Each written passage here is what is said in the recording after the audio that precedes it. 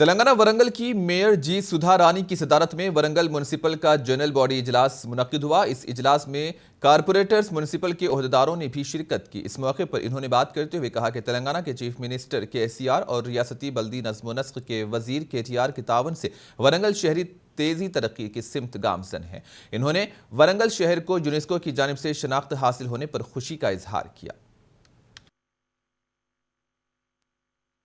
Learning సిటీస్లో మేము కూడా భాగస్వామ్యం ఉండడం వలన భవిష్యత్తులో ఏ విధంగా సిటీని డెవలప్ చేయాలి అనేది ఒక మంచి అవకాశం మాకు ఇవ్వడం జరిగింది.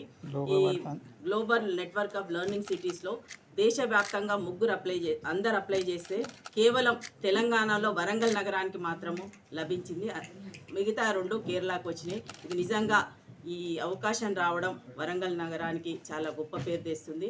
మన అభివృద్ధి కూడా ఈ తోడ్పాటు జరుగుతుందని తెలియజేసుకుంటూ